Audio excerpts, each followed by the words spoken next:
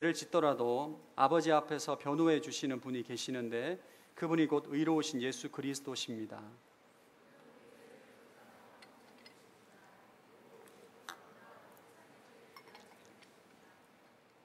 우리가 하나님의 계명을 지키면 이것으로 우리가 하나님을 정말로 알고 있다는 것을 확인하게 됩니다.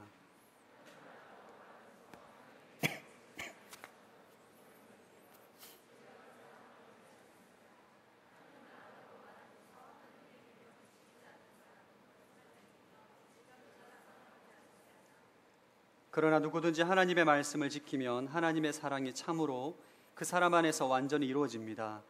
이로써 우리가 하나님 안에 있음을 알게 됩니다.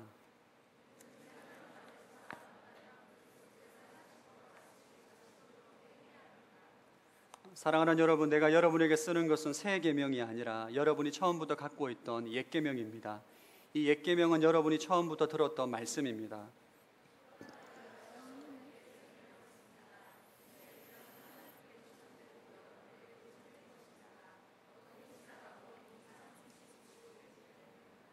누구든지 빛 가운데 있다고 하면서 자기 형제를 미워하는 사람은 아직 어둠 속에 있는 것입니다.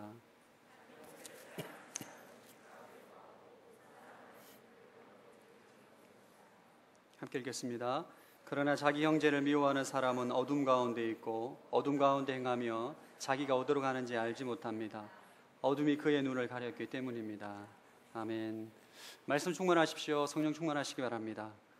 이번 주에 설교 자료를 검색하다가 인터넷에서 이런 제목의 글을 발견했습니다. 연애할 때 남자의 3단 변화.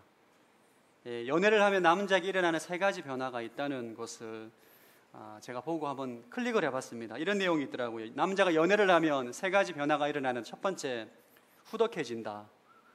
이유는 데이트를 하다 보면 보통 식사를 하게 되는데 여자친구가 내숭을 떠느라 평소보다 양을 적게 먹으면 남자가 양보한 덕분에 평소 식사량보다 더 많이 먹기 때문에 살이 찐다는 거죠.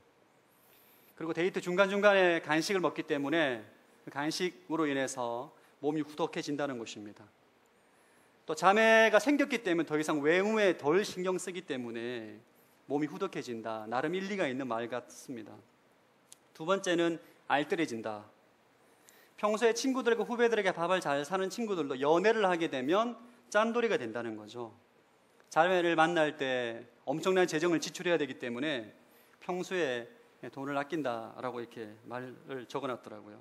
세 번째, 여유로워진다. 여자친구가 생기면 여자를 대하는 태도가 달라진다. 전에는 약간 조급한 마음을 가지고 있던 형제들이 여자친구가 생기면 굉장히 여유로워진다는 것입니다. 어차피 너 아니어도 난 여자친구가 있다는 거죠. 이성을 대할 때 굉장히 쿨하게 여유가 있게 대한다는 것입니다.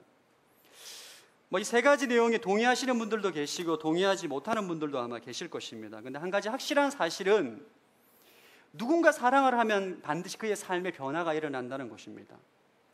남자든 여자든 누군가를 사랑을 하게 되면 그의 삶에 변화가 일어난다는 거예요. 외적인 변화, 내적인 변화, 심성의 변화가 일어난다는 것은 누구도 부인할 수 없을 것입니다. 이러한 원리는 하나님과의 우리와의 관계에도 동일하게 적용이 됩니다. 우리가 하나님을 사랑하게 되면, 예수님을 사랑하게 되면, 주님과의 사귐이 깊어지면 우리 삶 가운데 변화가 일어납니다. 어떤 변화가 일어나는지에 대해서 오늘 읽은 본문 말씀에 정확하게 우리에게 말씀하고 있습니다. 2가지 큰 변화가 일어나는데 첫 번째 변화가 죄를 이기는 삶을 살게 됩니다. 우리 1절 다시 한번 읽어보겠습니다. 시작.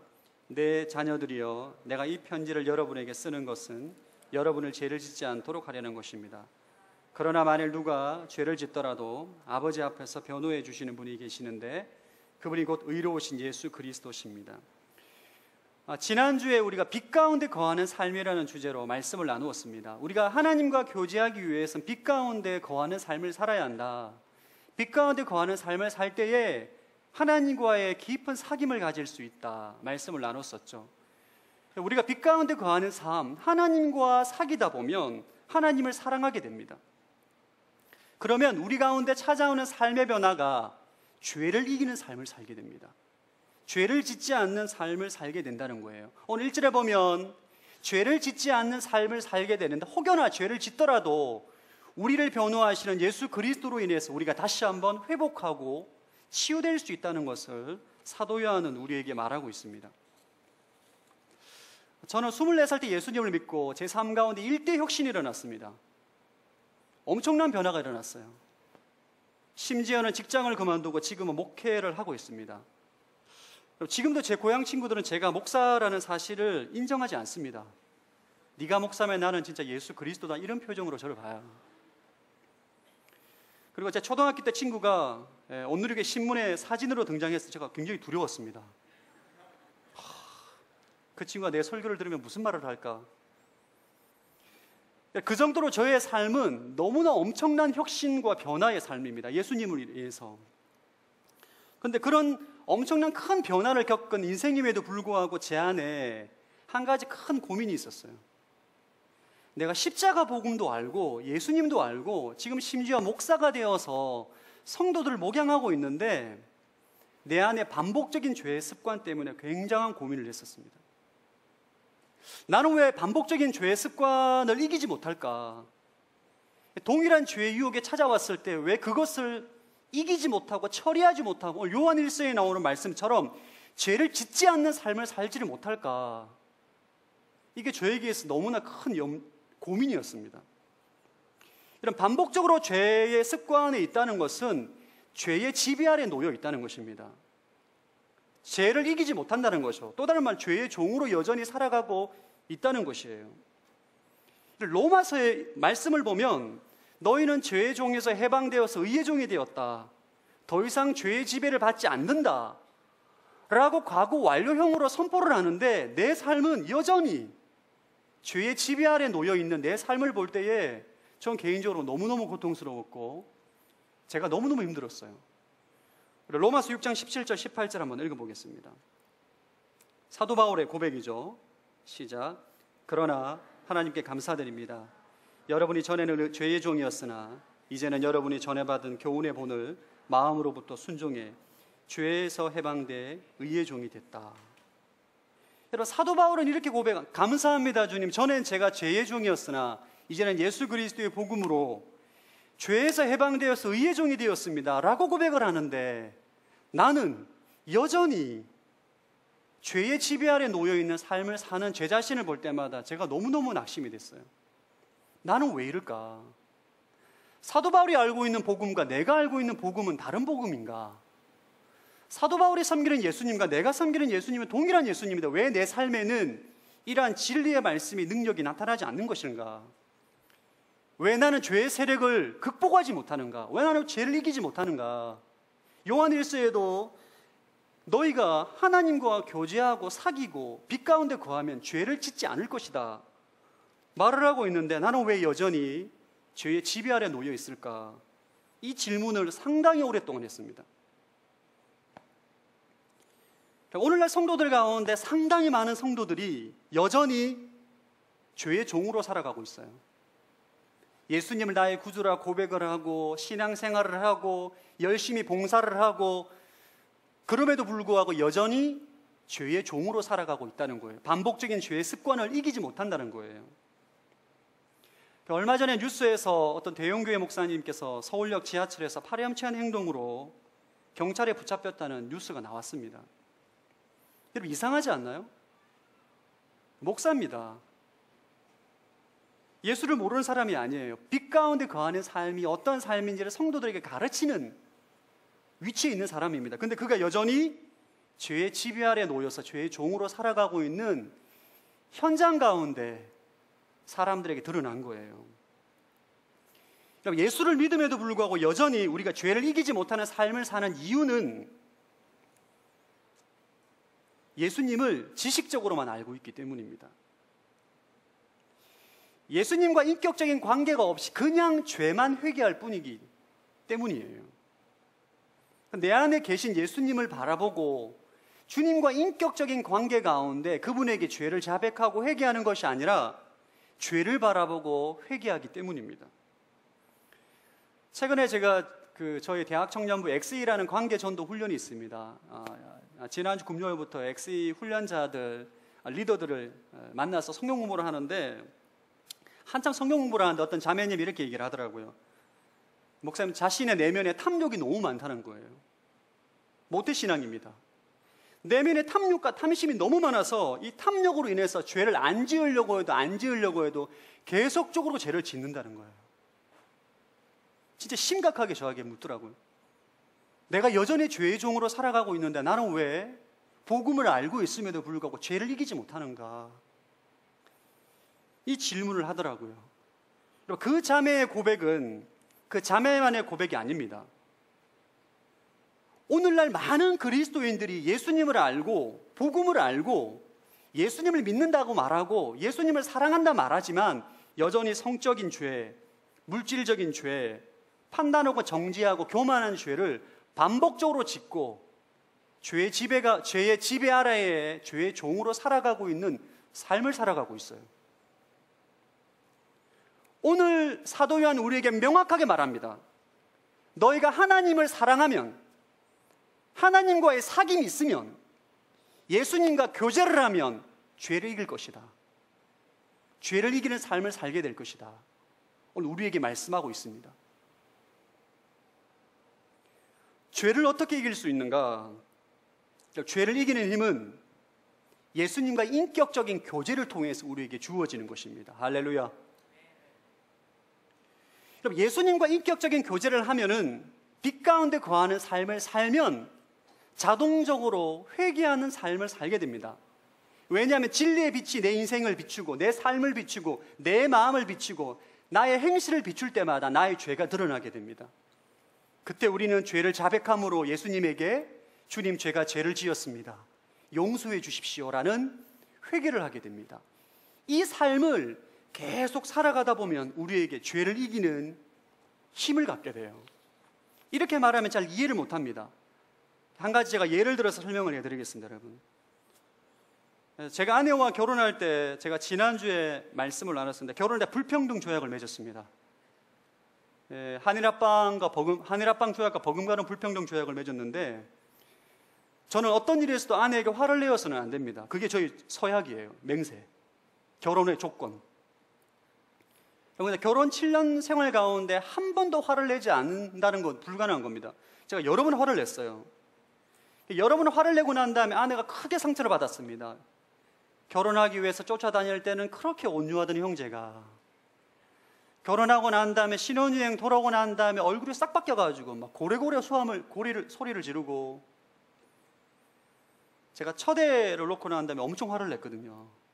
제가 잘못했죠.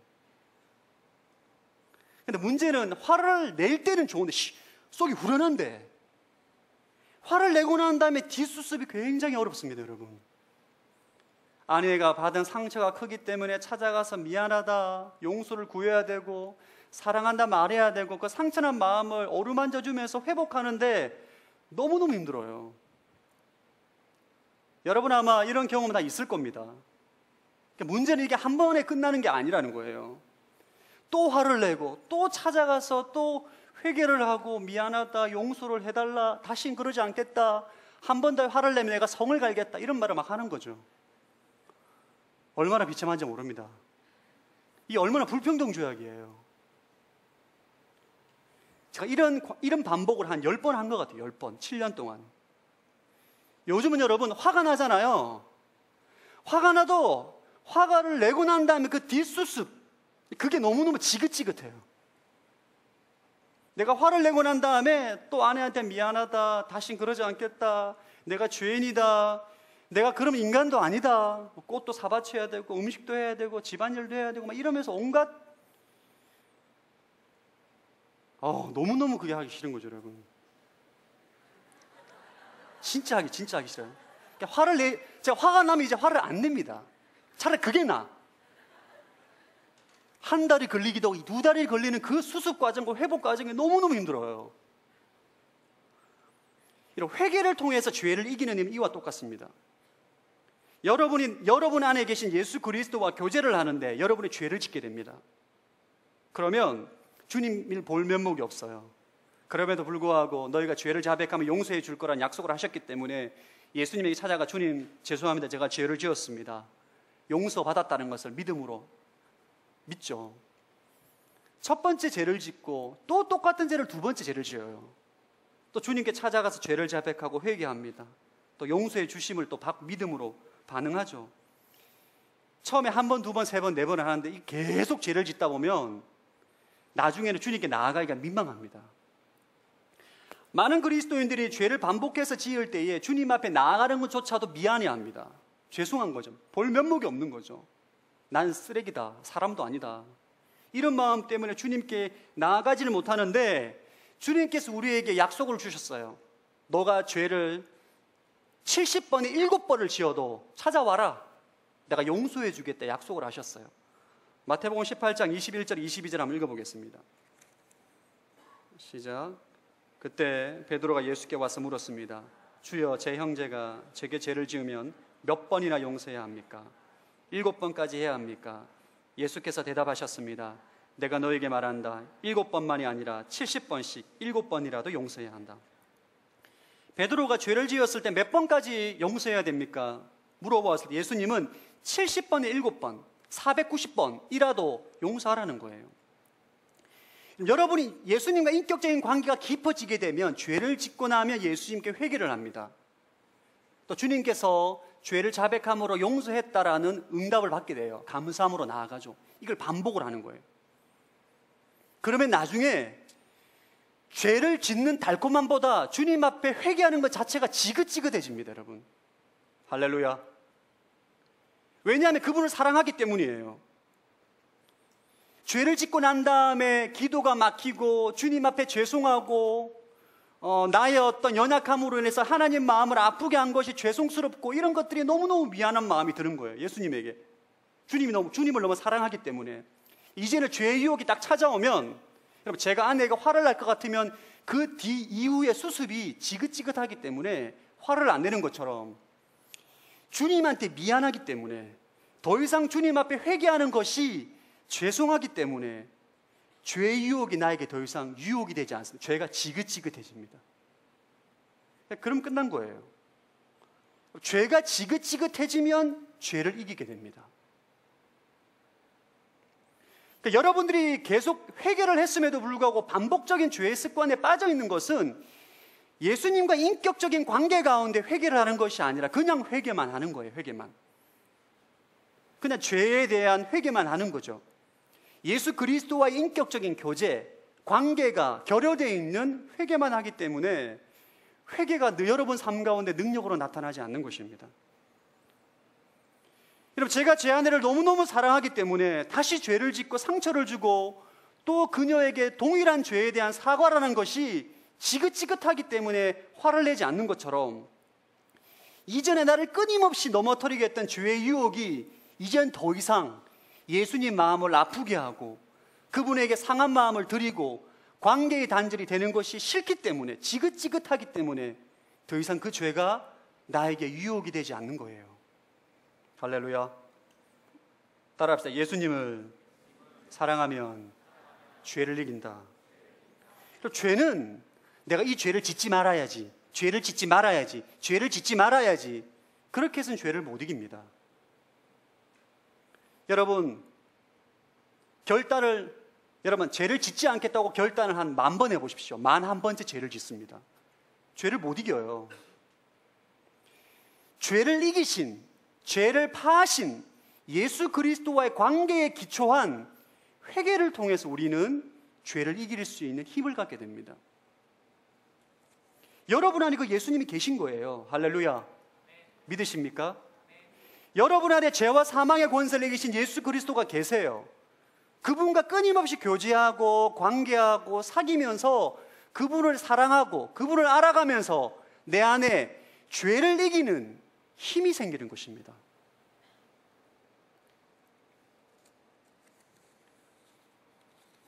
저는 이 예수 그리스도와 인격적인 관계를 여러분에게 제 아내와의 관계로 비유해서 설명을 드리는 이유는, 예수님과 우리와의 관계는 사람과 사람과의 인격적인 관계와 똑같습니다. 제가 제 아내를 만나고 난 다음에 생긴 삶의 습관 가운데 2가지 큰 변화가 있어요. 첫 번째, 길거리에 있는 포장마차 음식을 먹지 않습니다. 제가 올해 고등학교 때부터 자취생활을 했기 때문에 포장마차 음식은 저희 주식입니다. 떡볶이, 만두, 오뎅, 핫도그. 이전에 총각 시절에는 아내를 만나기 전에는 지나가다 배가 고프면 떡볶이와 오뎅과 만두를 사 먹습니다. 아무리 먼지가 많은 포장마차도 저는 그냥 맛있어 보여요. 아내를 만나고 나는데 영알이 열렸어요. 아내가 저에게 설명을 해요. 여보, 당신 위가 좋지 않지 않느냐, 장이 좋지 않지 않느냐, 저 먼지가 많은 대로 한복판에 그 음식을 먹으면 당신은 늘 배탈 나지 않느냐, 먹지 마라 제발. 아내와 인격적인 관계를 통해서 눈이 열렸어요. 아, 이건 불결한 음식이구나, 이게 죄구나. 이젠 더 이상 포장마차의 음식이 저에게 유혹거리가 못 됩니다. 할렐루야. 그 음식은 저에게 제 몸에 안 좋다는 것을 알고 있기 때문인 거죠. 두 번째 변화된 삶의 습관은 손을 씻는 습관이 생겼습니다. 그러니까 남자들은 손을 잘 안 씻습니다. 아침에 세수할 때 손 한번 씻고, 그날 대변을 누면 손을 씻고, 안 누면 샤워할 때 손을 씻습니다. 물론 극단적인 예도 제가 좀 그런 편이고요. 모든 남자 그렇지는 않습니다. 손을 씻지 않던 제가, 아내가 늘 구박을 하는, 집에 오면 꼭 손을 씻어라, 손 안 씻은 손으로 애들과 나를 만질 생각도 하지 마라. 진짜 야단을 많이 맞았습니다. 손을 안 씻고 들어가서 애를 만지면 또 회개를 해야 돼요. 미안합니다, 제가 잘못을 했습니다, 다시는 그러지 않겠습니다. 손을 씻고 아내에게 검사를 받고 애들을 만져야 돼요. 그런 인격적인 관계를 통해서 저에게 눈이 열린 거예요. 손을 청결하게 하지 않으면 감기에 걸릴 수 있고 다른 병에 걸릴 수가 있다는 것을 깨닫게 된 거죠. 예수 그리스도와의 관계도 이와 동일합니다.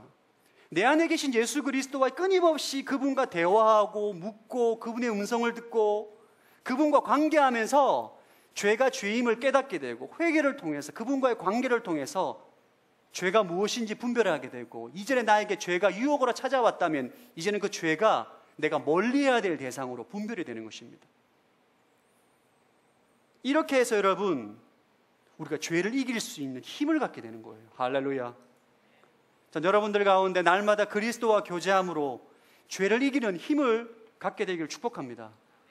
그러나 여러분, 예수 그리스도가 여러분의 지식, 그냥 예수님이 여러분 안에 계시고 그분과 끊임없이 교제하고 그분과 관계 맺고 그분을 사랑하는 신앙이 아니라 예수님이 지식인 거예요. 지식. 십자가 복음이 지식인 것입니다. 천국이 지식인 것입니다. 교리 공부로만 배웠던 지식은 결코 여러분을 죄로부터 자유하게 못합니다. 여러분이 예수 그리스도와 인격적인 관계가 없는 지식적인 신앙생활은 아무런 능력이 나타나지 않습니다. 여러분, 이성간에 교제하지 않고 이성교제 책을 100권 읽어보십시오. 그의 삶 가운데 이성교제의 능력이 나타나는지. 인격과 인격과의 만남 가운데 그러한 삶의 변화와 능력이 나타나는 것입니다. 저는 날마다 주님을 바라보는 인생이 되기를 축복합니다. 두 번째, 예수님을 사랑하게 되면, 주님과의 깊은 사귐을 갖게 되면, 빛 가운데 거하는 삶을 살게 되면 나타나는 삶의 변화가 계명을 지키는 삶을 살게 됩니다. 우리 3절 말씀을 한번 읽어보겠습니다. 3절 시작.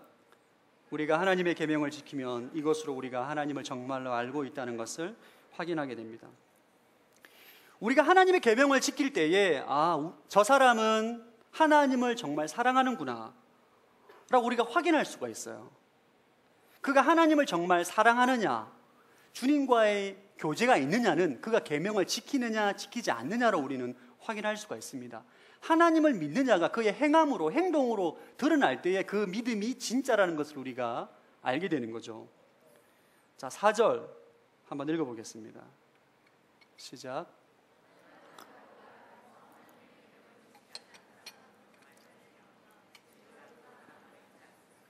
하나님을 안다, 하나님을 사랑한다, 하나님과 깊은 교제 가운데 살아가고 있다라고 말을 하면서 계명을 지키지 않는 사람은 거짓말쟁이라는 것입니다. 진리가 그 안에 있지 않다는 것이죠. 하나님을 사랑하는 사람은 반드시 그의 계명을 지키게 되어 있습니다. 근데 문제는, 오늘날 우리 안에 문제는 예수님과의 깊은 인격적인 교제와 사귐과 사랑을 통해서 우리가 계명을 지키는 신앙생활이 아니라 예수님과 인격적인 교제는 빠져 있고 계명만 지키려는 신앙이 우리 교회 가운데 만연되어 있습니다. 이것을 율법주의라고 말합니다. 율법주의. 우리 안에 예수님이 계세요. 예수님 우리 안에 계신 것을 믿으십니까? 그분은 인격적인 존재입니다. 살아계신 분이세요. 그분이 내 안에 계시기 때문에 우리는 그분과 교제함으로 그분을 사랑하기 때문에 계명을 지키고 말씀에 순종하는 삶을 사는데, 예수님을 지식으로 아는 것, 인격적인 교제가 없이 그냥 계명을 지키는 것입니다. 주님께서 하지 말라고 하셨어, 하라고 하셨어. 그 계명을 지키려고 노력하는 것이 바로 율법주의예요.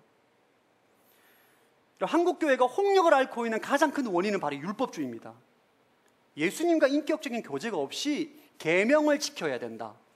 왜냐하면 계명을 지키지 않는 삶은 거짓말쟁이라고 사람들이 말하기 때문에, 계명을 지키지 않는 삶은 사람들이 하나님을 사랑하지 않는다고 말하기 때문에, 이 율법주의에 빠져있는 성도들은 11조를 잘 내고 주일 예배를 잘 참석하고 교회에서 말하는 봉사와 아울리치와 같은 것을 열심히 참석하면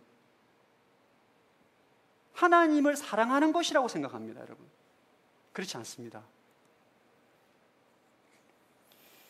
이 율법주의에 빠진 성도들의 특징이 있습니다. 첫 번째는 말씀과 계명에 대한 지식이 상당히 높습니다. 말씀 공부를 많이 했기 때문에 옳고 그름을 분별하는 데 있어서는 전문가입니다. 이것은 옳고 이것은 그르다, 이것은 맞고 이것은 틀렸다, 이것을 분별하는 데 있어서 전문가 중에 전문가예요. 이 율법주의에 빠져있는 성도들의 특징은 옳고 그름을 분별하기 때문에 다른 성도들을 판단하고 정죄하는 특징을 가지고 있습니다. 여러분들이 늘 W 공동체 성도들을 볼 때, 지체들을 볼 때 판단하고 정죄할 마음이 든다면 여러분 자신을 점검해 봐야 돼요. 내가 정말 하나님을 사랑하는 사람인가? 내가 정말 주님과 인격적인 교제로 사람들을 대하고 있는지 아닌지를 점검해 보아야 합니다. 제가 부산에 있을 때 섬겼던 교회가 100년 된 교회입니다. 100년 된 교회. 100년 된 교회이고 순교자가 나온 교회예요. 이 교회는 전형적인 율법주의에 빠져 있는 교회입니다. 성경 공부를 굉장히 많이 합니다. 옳고 그름에 있어서는 장로님부터 대학생까지 전문가입니다. 일단 장로님들께서는 교회가 부흥이 안 된다는 이유로 담임 목사님을, 30년 심우한 담임 목사님을 해고해 버리셨어요.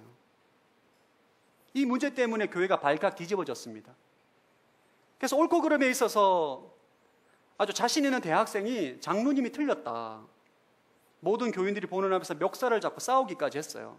대학생 그러면 정의로운 거죠. 나는 정의롭고 당신 틀렸다는 거예요. 심지어는 주일 예배를 드리는 도중에 성도들이 두 파로 나눠서 삿대질을 하고 예배를 끝까지 못 드렸어요. 그들의 말은 다 들어보면 다 맞는 말 같아요. 나는 맞고 너는 틀렸다. 나는 맞고 너는 틀렸다. 다 말씀을 들이댑니다. 예수 그리스도와 인격적인 관계가 결여되어 있는 율법주의는 이러한 특징이 나타납니다. 여러분. 자, 여러분 율법주의를 조심하기를 축복합니다. 주님과 인격적인 교제가 점점점 멀어지게 되면 자신도 모르게 율법주의에 빠지게 돼요. 끊임없이 다른 사람을 판단하고 정죄하면서 본인은 정작 율법주의라고 생각하지 못합니다. 나는 정의롭다, 나는 의롭다, 난 분별력의 은사가 있다라고 생각해요. 제가 왜 이렇게 이것을 강조하고 힘있게 말하냐면, 저는 여러분 목회자로 사역을 하면서 너무나 오랫동안 제가 죄를 고백하는 것이 있다면 청년들을 판단하고 정죄했던 죄를 지었습니다. 심지어 W 공동체 와서도 그런 죄를 지었어요. 판단하는 거예요. 정죄하고. 여러분, 저는 원래 율법주의자가 아니었습니다. 할렐루야. 저의 첫사랑은 뜨거웠어요. 주님을 너무너무 사랑했습니다. 24살 때 예수님을 만나서 주님을 너무너무 사랑해서 우리 예수전도단 간사님께서 청년회 때 연애하지 말고 주님께 너의 사랑을 드리라고 해서 연애도 안 했어요. 너무 주님이 좋아서.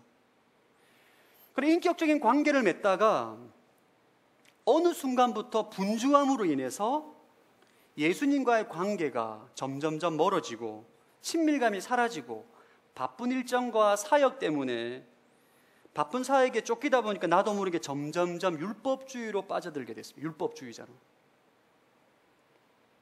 끊임없이 사람들을 판단하고 정죄하고 넌 그러면 안 돼. 넌 틀렸어. 너 잘못됐어. 넌 이게 문제야. 잘 봐. 내가 대안을 제시할게. 예수님과의 관계가 회복되면서부터 제 안에 삶의 변화가 나타나기 시작했어요. 설교를 하면 예수님 얘기를 주구장창 하게 되고, 예수님의 은혜와 사랑을 얘기하게 되고, 십자가 복음을 얘기하게 되고, 다른 사람을 판단하고 정죄하기보다는 내가 그들을 판단했던 죄를 회개하게 되고, 내가 사랑하지 못했던 것들을 주님 앞에 회개하게 되는 삶의 변화가 나타납니다. 사랑하는 여러분, 여러분들 가운데 성도들을 판단하고 정죄하는 영역이 있다면 여러분의 영혼을 점검하시기를 축복합니다. 영혼이 병든 거예요, 여러분. 여러분, 주님께서 우리에게 요구하시는 건 하나입니다. 6절 말씀 한번 읽어보겠습니다. 6절 시작.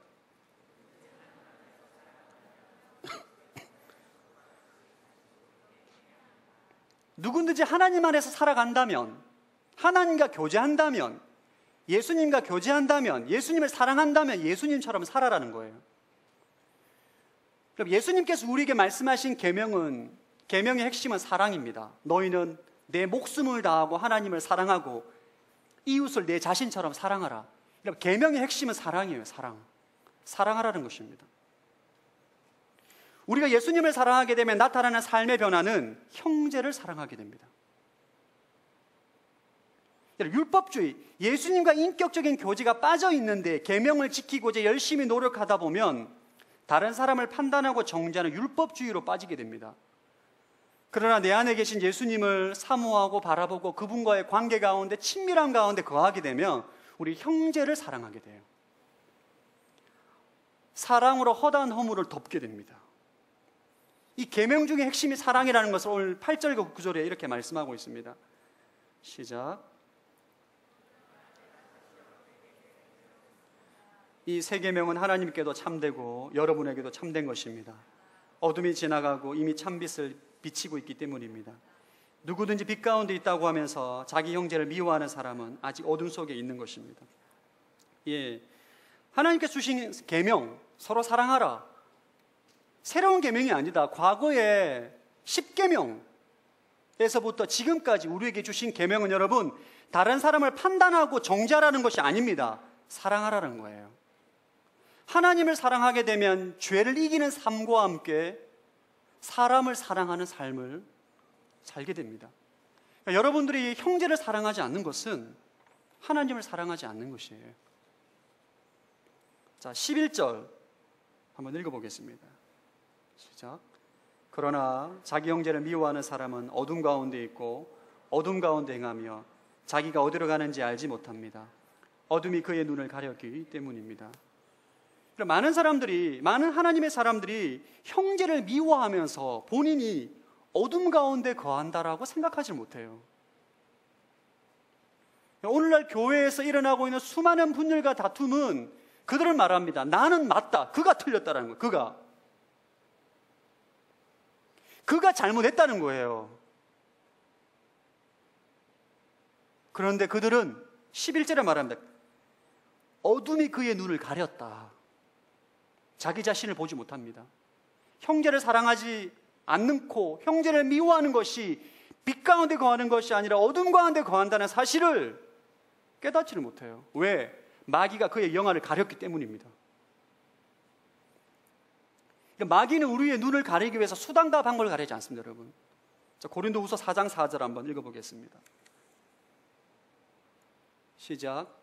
그들로 말하자면 이 세상의 신이 믿지 않는 사람들의 마음을 혼미케 하나님의 형상인 그리스도의 영광스러운 복음의 빛이 그들을 비추지 못하게 한 것입니다.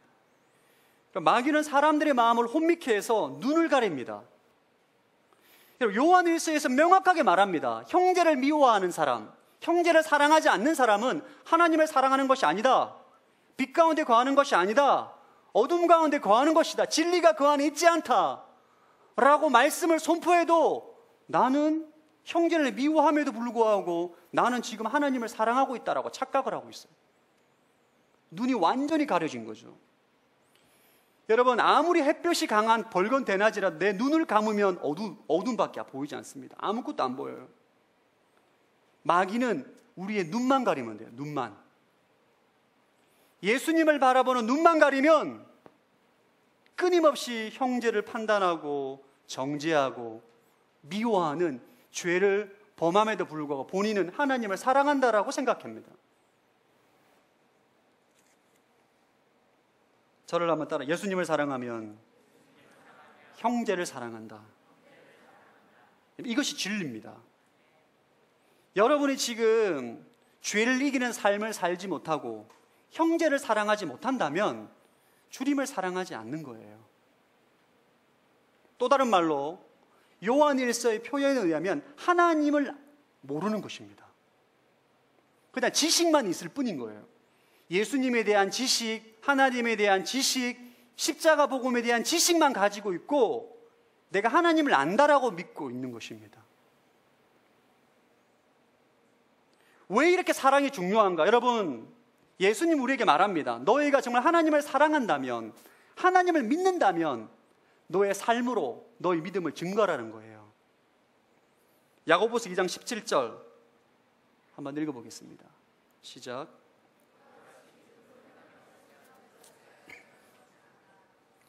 여러분의 삶에 죄를 이기는 삶의 흔적과 형제를 사랑하지 않는 행함이 없으면 여러분의 믿음은 죽은 믿음이라는 것입니다. 예수님을 믿는다, 하나님을 믿는다, 하나님을 사랑한다, 예수님을 사랑한다는 것이 죽은 믿음이라는 거예요. 이번 주에 제가 유기성 목사님이 예수님의 사람이라는 책에 이런 내용을 보았습니다. 좀 상당히 마음이 아픈 내용이던데, 어떤 집안에 너무 가난해서 어떤 자매가 창녀촌에 팔려간 거예요. 그곳에서 이 자매는 어떤 청년과 사랑에 빠지게 됩니다. 근데 그들이 스스로 이 어둠의 터널에서 벗어나고자 목숨의 위협을 무릅쓰고 이 창녀촌을 탈출합니다. 사람들이 아무도 모르는 도시에 가서 정착해서 살기 시작해요. 이 자매가 창녀촌에서 살면서 가장 부러웠던 것이 주일에 온 가족이 교회 가는 것이었어요. 그래서 이 형제와 자매는 자기 발로 스스로 교회를 찾아갔습니다. 교회를 등록을 했어요. 그 후에 부부는 누구보다도 충성스럽게 교회를 섬겼습니다. 시간이 흘러 그들이 집사가 됐어요. 이 부부는 그들의 어두운 과거에도 불구하고 그런 행복한 삶을 허락하신 하나님께 감사와 찬송을 드렸습니다. 그런데 시간이 흘러 교회에서 이 자매의 과거를 안 집사님이 나타난 거예요. 그 집사님은 붕괴했습니다. 그렇게 신실해 보이는 자매가 그런 더러운 과거가 있다니 소름이 끼쳤던 거죠. 그래서 가는 곳곳마다 이 소문을 퍼뜨리고 다녔어요. 결국 그 소문이 삽시간에 퍼져나가서 모든 교인들이 그 소문을 다 알게 된 거예요. 그렇게 따뜻하고 사랑이 많았던 교회 성도들이 어느 날부터 이 부부에게 아주 싸늘해진 것입니다. 아무리 가까이 다가가려고 해도 말도 받아주지 않고 싸늘하게 냉대하는 현실 앞에 이 부부가 절망을 하게 됩니다. 창녀촌보다 더 싸늘한 교회로 인해서 결국 그들은 수면제를 먹고 영원히 깨어날 수 없는 잠을 청했다고 그 책에 이런 내용이 나와 있어요. 이 내용이 실화인지 극화인지 잘 모르겠습니다. 출처가 명확하지 않기 때문에. 근데 여러분, 우리 공동체 안에 만약 이런 소문이 든다면 여러분 어떻게 반응하시겠습니까? 어떤 지체가 과거에 이러한 죄를 지었다, 이러한 정말 수치스러운 행동을 했다, 그런 소문을 들었을 때 사람들끼리 뒤에서 앉아가지고 내 그럴 줄 알았다, 인상이 그래 보이더라, 이렇게 반응을 하시겠습니까? 아니면 여러분이 그럼에도 불구하고 그의 허물을 덮어주고 사랑으로 그를 안아주겠습니까?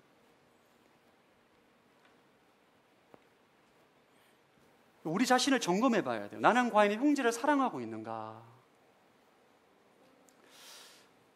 저는 솔직히 부끄러운 고백이지만 목사로 심우를 하면서도 불구하고 예수님을 잘 몰랐어요. 진짜 솔직한 고백입니다. 제가 예수님을 정말 깊이 인격적으로 다시금 만나고 회복한 순간은 W 공동체에 와서 제가 눈이 열린 것 같아요. 할렐루야. W 공동체 축복의 공동체입니다. 눈이 열린 거예요. 눈이. 나는 예수님을 잘한다고 생각했어요. 아니 내가 뭐 새벽 예배를 안 가, 성경을 안 읽어, 큐티를 안 해, 내가 설교를 얼마나 많이 해, 내가 뭐 예수님을 안 믿는 게 뭐가 있어? 제 삶에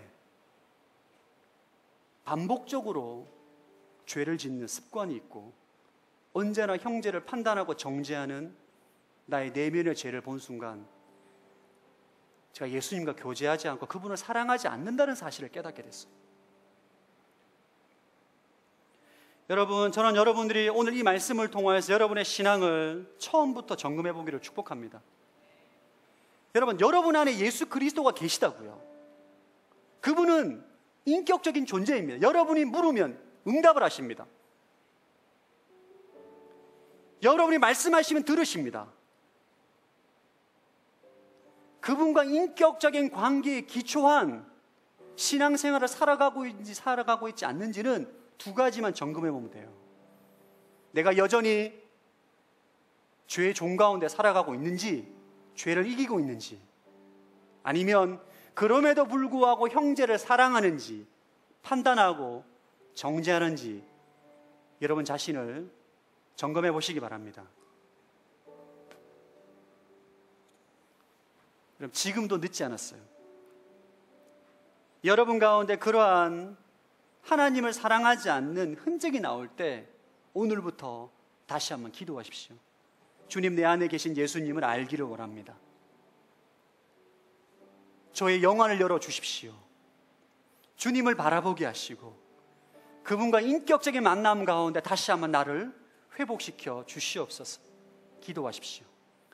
여러분 안에 계신 예수 그리스도가 여러분 인생 가운데 동행하시고 여러분 가운데 죄를 이기는 능력과 형제를 사랑할 수 있는 힘과 능력을 주실 것입니다. 예수님을 깊이 있게 교제하다 보면 삶에 엄청난 변화가 일어나요. 여러분이 지금까지 율법주의와 같은 신앙생활을 했다면 여러분이 상상할 수 없는 차원의 신앙생활을 하게 됩니다. 기도가 달라집니다. 항상 기뻐할 수 있습니다. 쉬지 말고 기도할 수가 있습니다. 범사에 감사할 수가 있습니다. 상황과 환경에 여러분이 흔들리는 것이 아니라 그리스도 안에 있는 모든 풍성함을 받아 누리는 그런 인생으로 바뀌어지게 되는 거예요. 사도 바울이 경험했던 모든 풍성한 은혜가 여러분도 경험하게 될 줄로 믿습니다.